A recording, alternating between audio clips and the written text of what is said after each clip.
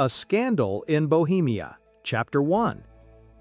This chapter introduces the brilliant Irene Adler, the one woman who ever outsmarted Sherlock Holmes, and sets in motion a case that will test his skills against a formidable mind. To Sherlock Holmes, she is always the woman. I have seldom heard him mention her under any other name. In his eyes, she eclipses and predominates the whole of her sex.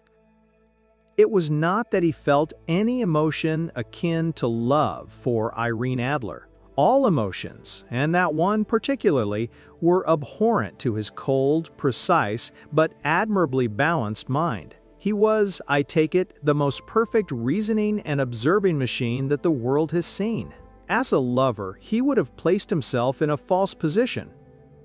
He never spoke of the softer passions, save with a gibe and a sneer. They were admirable things for the observer, excellent for drawing the veil from men's motives.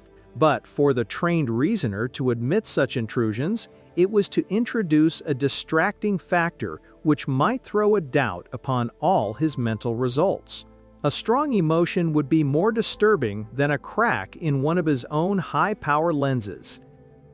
And yet, there was but one woman to him, and that woman was the late Irene Adler, of dubious and questionable memory. I had seen little of Holmes lately. My marriage had drifted us apart. My own complete happiness was enough to absorb all my attention, while Holmes, who loathed every form of society, remained in our lodgings in Baker Street, buried among his old books, alternating between cocaine and ambition. He was still, as ever, deeply attracted by the study of crime, occupying his immense faculties in clearing up those mysteries abandoned as hopeless by the official police. From time to time, I heard vague accounts of his doings, his summons to Odessa, the tragedy of the Atkinson brothers, a mission for the reigning family of Holland. But beyond what I read in the daily press, I knew little of my former friend. One night, it was the 20th of March, 1888, I was returning from a journey to a patient when my way led me through Baker Street. As I passed the well-remembered door, I was seized with a keen desire to see Holmes again. His rooms were brilliantly lit, and as I looked up, I saw his tall, spare figure pass twice in a dark silhouette against the blind. He was pacing the room swiftly, eagerly, his head sunk upon his chest, his hands clasped behind him. Sound of pacing footsteps. To me, who knew his every mood, his attitude told its own story. He was at work again. He had risen out of his drug-created dreams and was hot upon the scent of some new problem. I decided to go up. I rang the bell. Sound of a doorbell ringing, followed by footsteps approaching. His manner was not effusive. It seldom was, but he was glad, I think, to see me. With hardly a word, but with a kindly eye, he waved me to an armchair, threw across his case of cigars, and indicated a spirit case in the corner. Then he stood before the fire and looked me over. Wedlock suits you. I think, Watson, that you have put on 7.5 pounds since I saw you. 7. And do the antsif. Indeed, I should have thought a little more. And in practice again, I observe, you did not tell me that you intended to go into harness. Then, how do you know? I see it, I deduce it. How do I know that you have been getting yourself very wet lately, and that you have a most clumsy and careless servant girl? My dear Holmes, this is too much. You would certainly have been burned had you lived a few centuries ago. It is true, I had a country walk on Thursday and came home in a dreadful mess, but I have changed my clothes. As to Mary Jane, she is incorrigible, but again, I fail to see how you work it out. Oh, Gua, softly. It is simplicity itself. My eyes tell me that on the inside of your left shoe, just where the firelight strikes it, the leather is scored by 6 almost parallel cuts, obviously caused by someone who has very carelessly scraped round the edges of the sole to remove crusted mud. Hence, my double deduction that you had been out in vile weather and had a particularly malignant specimen of the London slavey. As to your practice, if a gentleman walks into my room smelling of iodoform, with a black mark of nitrate of silver upon his right forefinger, and a bulge on the right side of his top, hat to show where he has secreted his stethoscope, I must be dull, indeed, if I do not pronounce him to be an active member of the medical profession. I couldn't help laughing. When I hear you give your reasons, the thing always appears so ridiculously simple that I could easily do it myself, though at each successive instance I am baffled until you explain. And yet I believe that my eyes are as good as yours. Quite so. You see, but you do not observe. The distinction is clear. For example, you have frequently seen the steps which lead up from the hall to this room. Frequently. How often? Well, some hundreds of times. Then how many are there? How many? I don't know. Quite so. You have not observed, and yet you have seen. That is just my point. Now, I know that there are 17 steps because I have both seen and observed. By the way, since you are interested in these little problems, you may be interested in this. Sound of thick paper being tossed onto a table. It came by the last post. Read it aloud.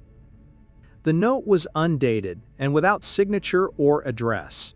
It read, "There will call upon you tonight at 7:45 a gentleman who desires to consult you upon a matter of the very deepest moment. Your recent services to one of the royal houses of Europe have shown that you are one who may safely be trusted. This account of you we have from all quarters received. Be in your chamber then at that hour, and do not take it amiss if your visitor wear a mask." This is indeed a mystery. What do you imagine that it means? I have no data yet. It is a capital mistake to theorize before one has data. Insensibly, one begins to twist facts to suit theories, instead of theories to suit facts. But the note itself, what do you deduce from it? I carefully examined the writing. The man who wrote it was presumably well-to-do. Such paper could not be bought under half a crown a packet. It is peculiarly strong and stiff. Peculiar, that is the very word. It is not an English paper at all. Hold it up to the light. I did so, and saw a large E with a small g, a P, and a large G with a small woven into the texture of the paper. What do you make of that? The G with the small tints stands for Gesellschaft, which is the German for company. P, of course, stands for papier. Now for the age. Let us glance at our Continental Gazetteer. Sound of a heavy book being taken from a shelf. Pages turning. Iglo, Eglonitz. Here we are, Egria. It is in a German-speaking country in Bohemia, remarkable as being the scene of the death of Wallenstein, and for its numerous glass factories and paper mills. Ha! My boy, what do you make of that? The paper was made in Bohemia. Precisely, and the man who wrote the note is a German. Do you note the peculiar construction of the sentence? This account of you we have from all quarters received. A Frenchman or Russian could not have written that. It is the German who is so uncourteous to his verbs. It only remains, therefore, to discover what is wanted by this German who writes upon Bohemian paper and prefers wearing a mask to showing his face. And here he comes, if I am not mistaken, to resolve all our doubts. Sound of horses' hoofs and grating wheels against the curb, followed by a sharp pull at the bell. A pair, by the sound. Yes, a nice little brougham and a pair of beauties. 150 guineas apiece. There's money in this case, Watson, if there is nothing else. I think that I had better go, Holmes. Not a bit, Doctor. Stay where you are. I am lost without my Boswell, and this promises to be interesting. It would be a pity to miss it. But your client? Never mind him. I may want your help, and so may he. Here he comes. Sit down in that armchair, Doctor, and give us your best attention. T. A slow, heavy step outside the door, followed by a loud, authoritative tap. Come in! A man entered who could hardly have been less than 6 feet 6 inches in height, with the chest and limbs of a Hercules. His dress was rich with a richness which would be looked upon as bad taste in England. He wore a deep blue cloak lined with flame-colored silk, and boots trimmed with rich brown fur. He carried a broad-brimmed hat, and across the upper part of his face he wore a black visored mask. You had my note? I told you that I would call. Pray take a seat. This is my friend and colleague, Dr. Watson. Whom have I the honor to address? You may address me as the Count von Cram, a Bohemian nobleman. I understand that this gentleman, your friend, is a man of honor and discretion. If not, I should much prefer to communicate with you alone. I rose to go, but Holmes caught me by the wrist and pushed me back into my chair. It is both, or none. You may say before this gentleman anything which you may say to me. Then I must begin by binding you both to absolute secrecy for 2 years. At present, it is not too much to say that it is of such weight it may have an influence upon European history. I promise. And I. You will excuse this mask. The august person who employs me wishes his agent to be unknown to you. To speak plainly, the matter implicates the great house of Ormstein, hereditary kings of Bohemia. I was aware of that. Our visitor glanced with surprise at the languid figure of the man depicted to him as the most energetic agent in Europe. Holmes slowly reopened his eyes and looked impatiently at his gigantic client. If your Majesty would condescend to state your case, I should be better able to advise you. The man sprang from his chair and paced the room in uncontrollable agitation. Then, with a gesture of desperation, he tore the mask from his face and hurled it upon the ground. You are right. I am the king. Why should I attempt to conceal it? Conceal it! Why, indeed? Your Majesty had not spoken before I was aware that I was addressing Wilhelm Gottsreich Sigismund von Ornstein, Grand Duke of Cassel-Felstein, and hereditary King of Bohemia. But you can understand that I am not accustomed to doing such business in my own person. The matter was so delicate, I could not confide it to an agent. I have come incognito from Prague to consult you. Then, pray consult.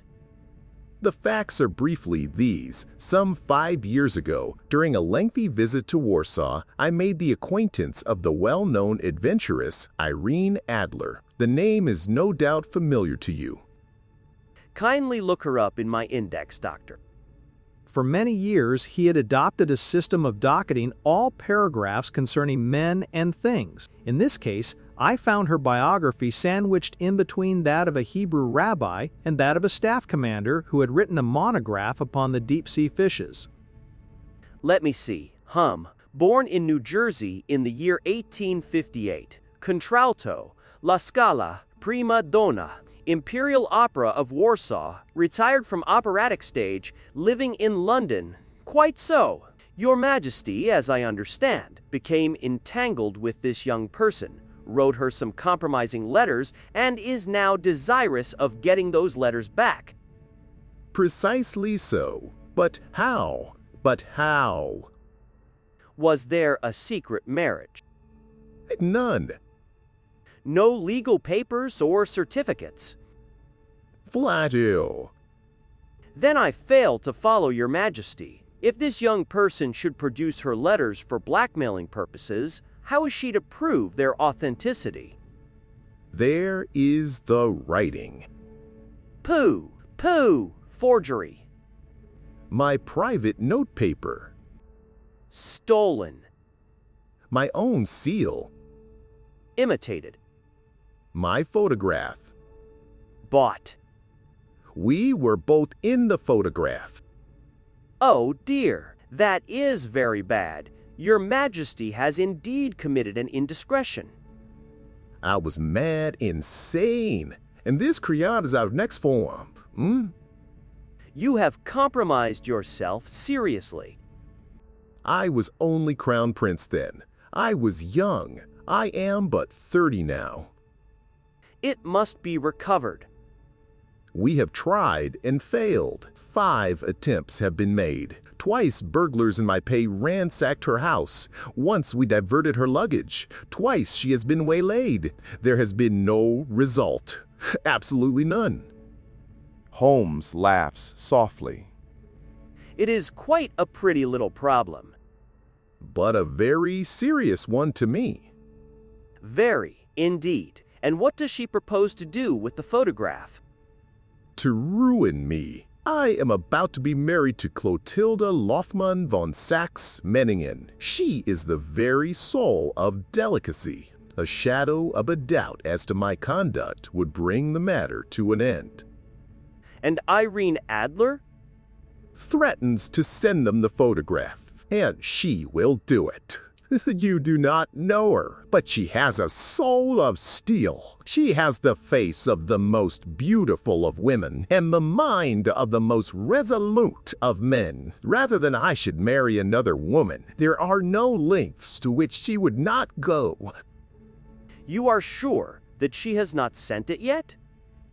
I am sure, because she has said that she would send it on the day when the betrothal was publicly proclaimed. That will be next Monday. Oh, then we have 3 days yet. That is very fortunate. Your Majesty will, of course, stay in London. Certainly.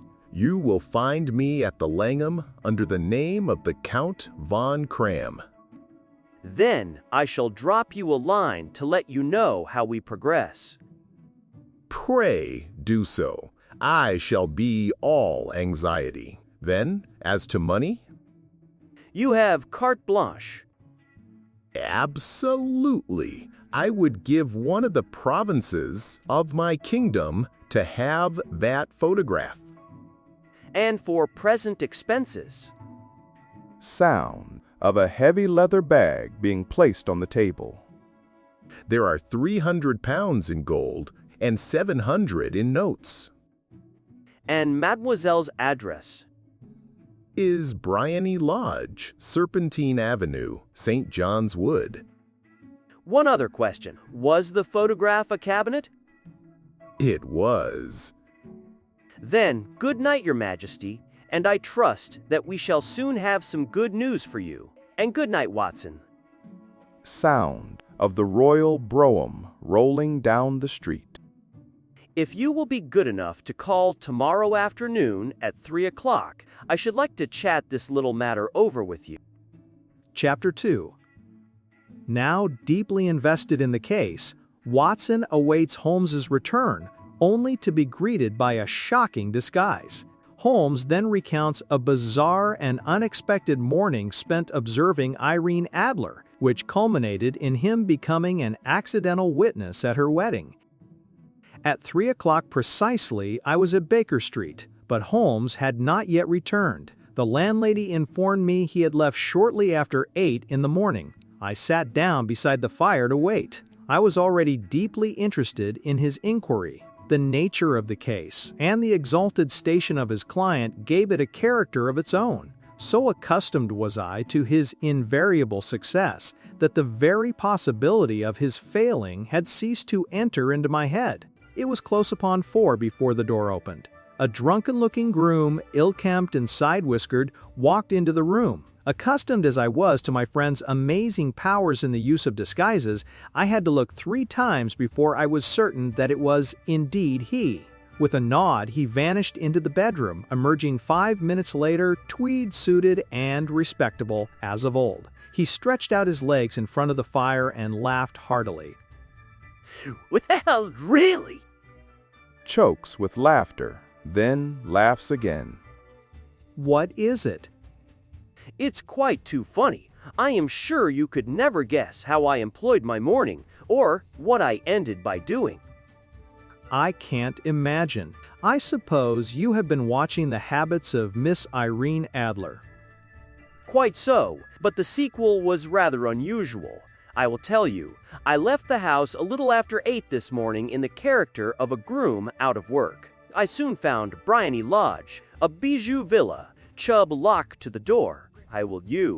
Large sitting room on the right side, well furnished, and those preposterous English window fasteners which a child could open. Nothing else of interest. I then lounged down to the Mews in a nearby lane. I lent the ostlers a hand and received in exchange 2 pence, a glass of half and half, and as much information as I could desire about Miss Adler. And what of Irene Adler? Oh, she has turned all the men's heads down there. The daintiest thing under a bonnet on this planet, so they say. She lives quietly, drives out at 5 every day, and returns at 7 sharp for dinner. She has only one male visitor, but a good deal of him. He is dark, handsome, and dashing, a Mr. Godfrey Norton of the Inner Temple. This Godfrey Norton was evidently an important factor. He was a lawyer. Was she his client, his friend, or his mistress? On this question depended my next move. I was still balancing the matter when a handsome cab drove up and a remarkably handsome man sprang out. He was in the house about half an hour. I could see him pacing and talking excitedly. Presently he emerged, looking even more flurried. He pulled a gold watch from his pocket. "Drive like the devil," he shouted, "first to Gross & Hankey's in Regent Street, and then to the Church of St. Monica in the Edgware Road. Half a guinea if you do it in 20 minutes. Away they went. Then up the lane came a neat little landau. Before it had even stopped, she shot out of the hall door and into it. A lovely woman with a face a man might die for. "The Church of St. Monica, John," she cried, "and half a sovereign if you reach it in 20 minutes. This was too good to lose, Watson. I jumped in a passing cab. "The Church of St. Monica," said I, "and half a sovereign if you reach it in 20 minutes. It was 25 minutes to 12. I knew what was in the wind. My cabby drove fast, but they were there before us. I hurried into the church. Not a soul there, save the 2 of them and a surprised clergyman. They were all 3 standing in a knot before the altar. Suddenly, Godfrey Norton came running as hard as he could towards me. "Thank God," he cried. "You'll do. Come, come." "What then?" I asked. "Come, man, come. Only 3 minutes, or it won't be legal. I was half dragged up to the altar, and before I knew it, I found myself assisting in the secure tying up of Irene Adler, spinster, to Godfrey Norton, bachelor. It was all done in an instant. It seems there had been some informality about their license, and the clergyman refused to marry them without a witness. My lucky appearance saved the bridegroom from having to search for a best man. The bride gave me a sovereign. I mean to wear it on my watch chain." This is a very unexpected turn of affairs. And what then? Well, I found my plans very seriously menaced. At the church door, however, they separated, he to the temple, she to her own house. "I shall drive out in the park at 5 as usual," she said as she left him. So I went off to make my own arrangement. Which are? Some cold beef and a glass of beer. I have been too busy to think of food. By the way, Doctor, I shall want your cooperation. I shall be delighted. You don't mind breaking the law? Not in the least. Nor running a chance of arrest? Not in a good cause. Oh, the cause is excellent. Then I am your man. I was sure that I might rely on you. Now I must discuss it while I eat. It is nearly 5. In 2 hours we must be on the scene of action. Miss Irene, or Madam rather, returns from her drive at 7. We must be at Bryony Lodge to meet her. And what then?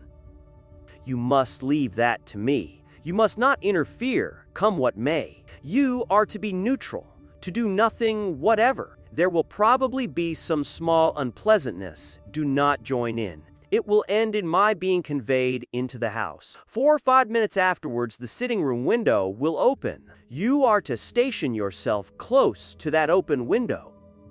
Yes. You are to watch me, and when I raise my hand, so you will throw into the room what I give you to throw, and at the same time, raise the cry of fire. You quite follow me. Entirely. It is nothing very formidable, an ordinary plumber's smoke rocket. When you raise your cry of fire, it will be taken up by quite a number of people. You may then walk to the end of the street, and I will rejoin you in 10 minutes. I hope I have made myself clear. I am to remain neutral, get near the window, watch you, and at the signal, throw in this object, raise the cry of fire, and wait for you at the corner of the street. Precisely. That is excellent. I think it is almost time I prepare for the new role I have to play. He disappeared into his bedroom and returned in a few minutes as an amiable and simple-minded clergyman. His broad black hat, his baggy trousers, his white tie, his sympathetic smile. It was not merely that Holmes changed his costume. His expression, his manner, his very soul seemed to vary with every fresh part that he assumed. It was 6:15 when we left Baker Street. It still wanted 10 minutes to the hour when we found ourselves in Serpentine Avenue. It was already dusk. The lamps were just being lighted as we paced up and down in front of Bryony Lodge. For a small street, it was remarkably animated. There was a group of shabbily dressed men smoking and laughing, a scissors grinder, 2 guardsmen flirting with a nurse girl, and several well-dressed young men. You see, this marriage rather simplifies matters. The photograph becomes a double-edged weapon now. The chances are she would be as averse to its being seen by Mr. Godfrey Norton as our client is to its coming to the eyes of his princess. Now the question is, where are we to find the photograph? Where, indeed? It is most unlikely that she carries it about with her. It is cabinet size, too large for easy concealment. She knows the king is capable of having her waylaid. We may take it, she does not carry it. Her banker or her lawyer, perhaps. I am inclined to think neither. Women are naturally secretive. It must be where she can lay her hands upon it. It must be in her own house. But it has twice been burgled. Pshaw, they did not know how to look. But how will you look? I will not look. What then? I will get her to show me. She will not be able to refuse. But I hear the rumble of wheels. It is her carriage. Now carry out my orders to the letter. As he spoke, a smart little landau rattled up to the door. As it pulled up, 2 loafers dashed forward to open the door and a fierce quarrel broke out. A blow was struck, and in an instant, the lady, Irene Adler, was the center of a little knot of flushed and struggling men. Holmes dashed into the crowd to protect her, but just as he reached her, he gave a cry and dropped to the ground, with blood running freely down his face. Sound of a scuffle, shouting, a body falling. Irene Adler had hurried up the steps, but she stood at the top, looking back into the street. Is the poor gentleman much hurt? He is dead. No, there's a life in him, but he'll be gone before you can get him to hospital. He's a brave fellow. They would have had the lady's purse and watch if it hadn't been for him. Ah, he's breathing now. He can't lie in the street. May we bring him in, marm?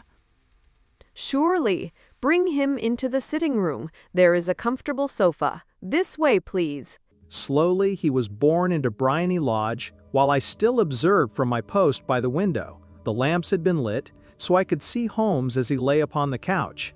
I know that I never felt more heartily ashamed of myself in my life than when I saw the beautiful creature against whom I was conspiring, and the grace with which she waited upon the injured man. But it would be the blackest treachery to Holmes to draw back now. I hardened my heart and took the smoke rocket from under my ulster. After all, we are not injuring her. We are but preventing her from injuring another. Holmes had sat up. I saw him motion like a man who is in need of air. A maid rushed across and threw open the window. At the same instant, I saw him raise his hand, and at the signal, I tossed my rocket into the room with a cry of fire. The word was no sooner out of my mouth than the whole crowd joined in a general shriek of, "Fire!" Thick clouds of smoke curled through the room. I caught a glimpse of rushing figures, and a moment later, the voice of Holmes from within assuring them that it was a false alarm.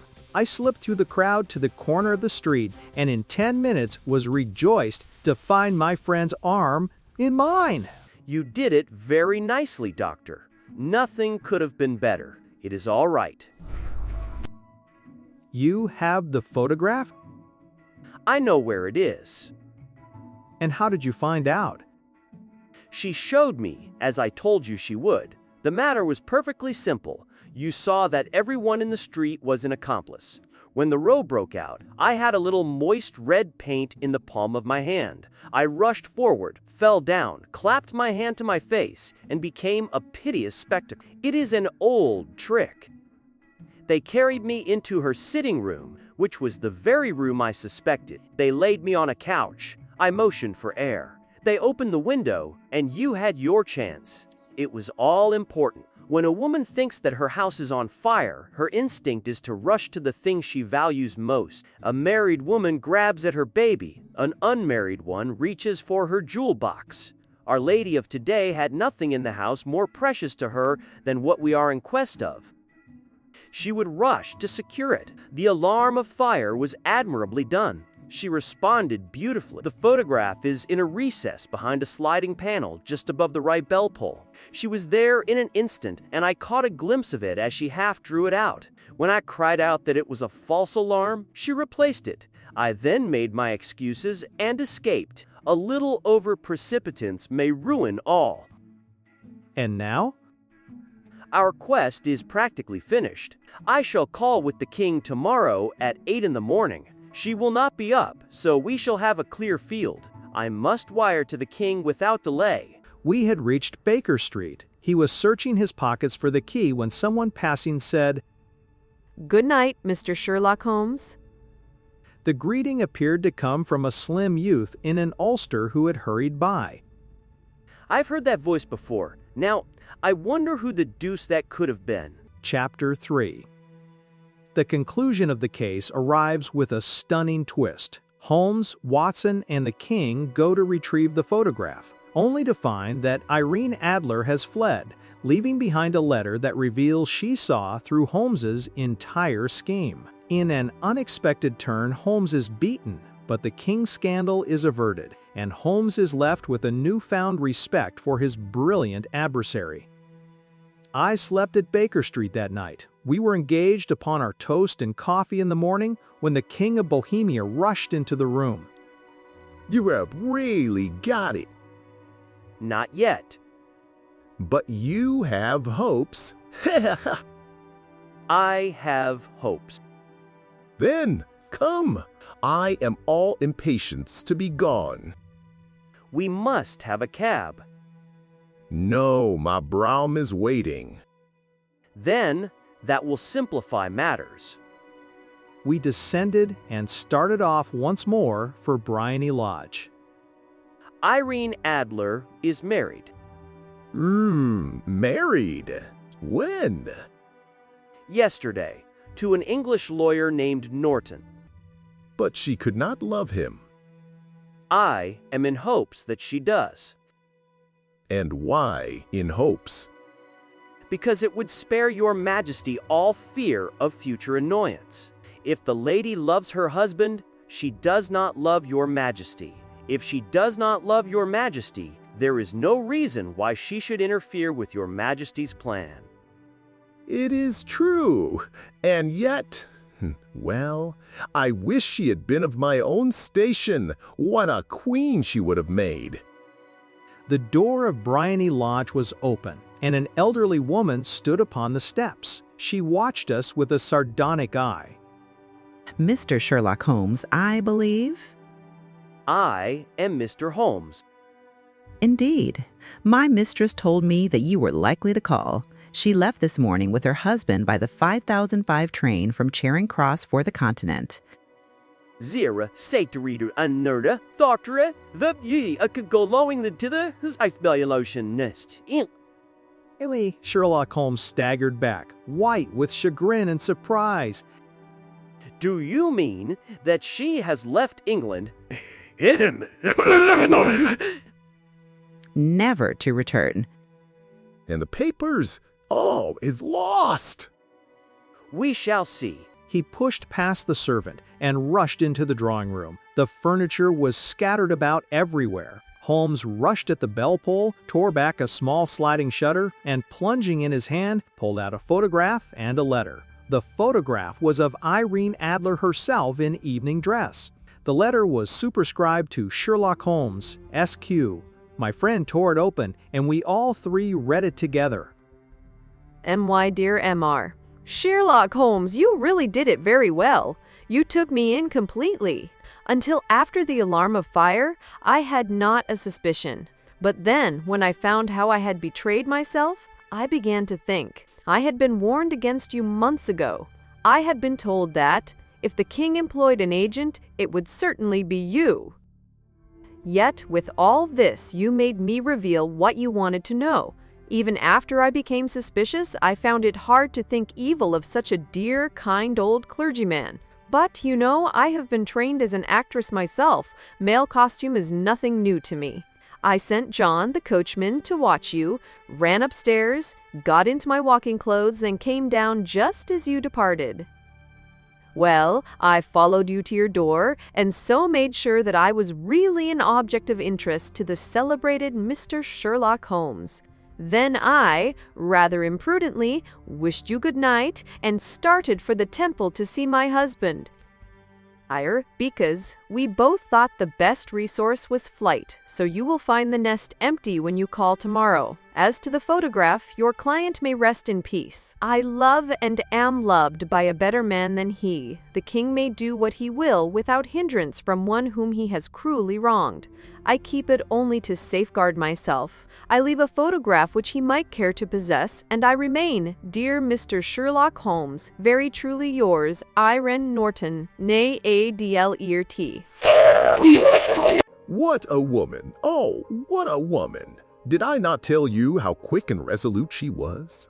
Would she not have made an admirable queen? Is it not a pity that she was not on my level? From what I have seen of the lady, she seems, indeed, to be on a very different level to your Majesty. I am sorry that I have not been able to bring your Majesty's business to a more successful conclusion. On the contrary, my dear sir, nothing could be more successful. I know that her word is inviolate. The photograph is now as safe as if it were in the fire. I am glad to hear your Majesty say so. I am immensely indebted to you. Pray tell me in what way I can reward you. This ring. Your Majesty has something which I should value even more highly. You have but to name it.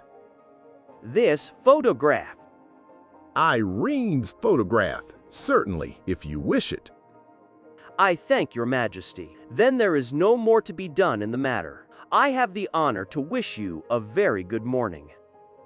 And that was how a great scandal threatened to affect the kingdom of Bohemia, and how the best plans of Mr. Sherlock Holmes were beaten by a woman's wit. He used to make merry over the cleverness of women, but I have not heard him do it of late. And when he speaks of Irene Adler, or when he refers to her photograph, it is always under the honorable title of the woman.